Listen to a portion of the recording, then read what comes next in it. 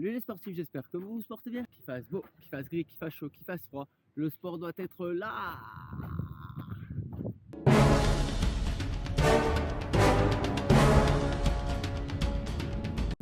Aujourd'hui, cadre exceptionnel pour pouvoir vous parler des Salomon S-Lab Alpine. Je les ai là en direct en train de faire ma sortie. On va commencer immédiatement par les choses qui fâchent. Son tarif, c'est ce qui nous arrête tous dès le départ quand on se dit on va aller à la neige. Je vais me prendre des chaussures spéciales neige. Tu tombes rapidement sur celle-ci et tu vois son prix, bon bah ça calme un peu, hein. 250 € en prix public, ça fait mal. Tu vois son poids, 365 grammes, c'est lourd sur la balance, mais quand tu les mets au pied, waouh, elles sont ultra légères au pied. Donc c'est une base de Sense 8 pour ceux qui connaissent la marque Salomon, avec en fait en quelque sorte un revêtement spécial neige. Je vous le dis tout de suite, très bien. J'ai fait de la poudreuse, j'ai fait un peu d'eau. C'est pas des chaussures pour aller dans l'eau hein, non plus, hein. C'est pas waterproof, hein. Faut pas exagérer. Par contre, pour pouvoir aller dans une puff,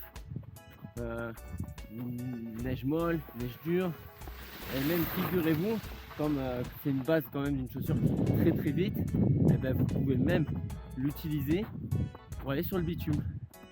Donc quand tu as ton petit bout de bitume pour entrer au chalet, pas de problème, elle fonctionne très bien. Les crampons, c'est des basiques de chez Salomon. Si vous êtes fan de la marque, vous ne serez pas perdu.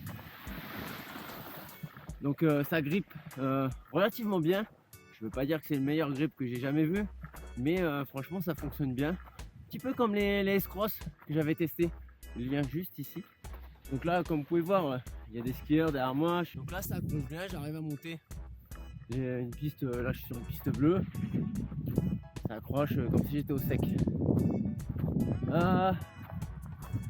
L'autre bonne surprise avec ces slabs, si tu veux juste faire un trail en montagne, elle protège exceptionnellement bien.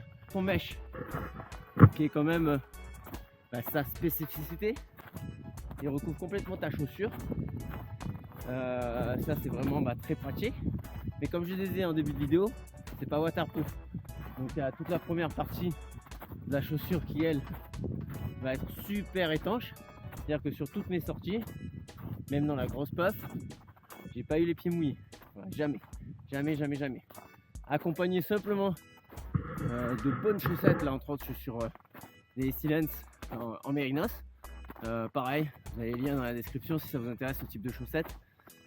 C'est pas étanche mais ça tient au chaud et c'est très fin, très léger. Donc ça suffit largement, on va pas t'amuser avec des chaussettes de ski dedans, hein. Tiens, en parlant de chaussettes de ski, j'ai pris pour une fois une demi-pointure au-dessus de ma pointure. Donc là je suis sur du 43. Alors d'habitude chez Salomon je vais prendre du 42 2 tiers. Pourquoi ça? Parce que je me suis dit, je suis à la montagne, je vais avoir les chaussettes, je sais que les Sense, elles taillent relativement très fit, c'est pas ce que je kiffe habituellement. Donc je vais pas prendre de risque, prendre une petite pointure, demi-pointure au-dessus. Bingo, bien fait, ça marche nickel, ça fonctionne bien, pas de sensation de flottement, ça sert super bien. Il y a le Quick Lace qu'on commençait à connaître hein, par rapport à Salomon. D'autres marques hein, maintenant qui le font également. Le Quick Lace, il fonctionne encore mieux dans cette chaussure parce que du coup c'est un peu dans les chaussures de ski.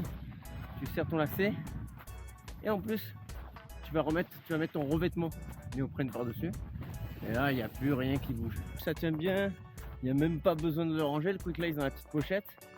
C'est vraiment je veux dire que chez Salomon finalement ils sont pas trop embêtés. Ils ont pris la Sense, ils lui ont mis le revêtement comme il faut, mais par contre finition au top hein. Il n'y a rien qui bouge, ça s'abîme pas. Sur le côté par rapport au malléole, tu as des petites protections qui vont bien. Donc si tu t'attaques des pierriers, ce genre de choses, franchement ça aussi c'est assez confortable. Je pense que c'est une chaussure que je serais amené à me remettre même en colline ou en montagne classique, pas forcément que à la neige. Évidemment je l'ai pas dit, mais il aurait fallu ces chaussures dans le désert, ça aurait été bien. Lien juste là, ça te fera rigoler. On est sur un drop de 6 mm, donc comme la Sense. Franchement si tu as une Sense, je me répète un peu, mais tu ne seras pas perdu. Juste une petite sensation de poids supplémentaire évidemment, mais rien de grave. Parlons run, parlons marche, parlons montagne. Cette chaussure elle court vite malgré son poids. Tu peux cavaler fort, tu peux être très dynamique, il y a du répondant. Donc voilà les sportifs, cette chaussure elle a pas beaucoup de défauts en dehors déjà de son prix. C'est vraiment pas une chaussure abordable de monsieur tout le monde. Et puis tu dis que tu n'en auras jamais l'utilité, surtout si tu n'habites pas la montagne. Et là, je peux pas vous donner tort.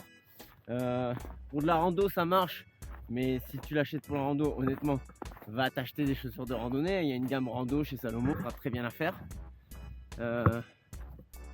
Si tu l'achètes pour ton jogging, il n'y en a pas besoin non plus. Je vais être tout à fait honnête.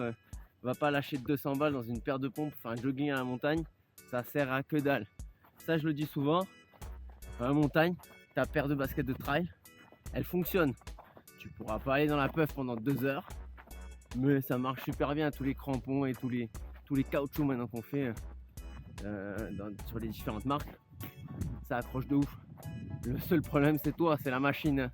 C'est pas les accessoires. Ouais sportif, j'espère que cette petite vidéo t'aura plu. Exceptionnellement à la montagne, donc c'est un cadre juste magnifique. Je vous dis tartiflette, à vous, au travail. Portez-vous bien surtout. Machine.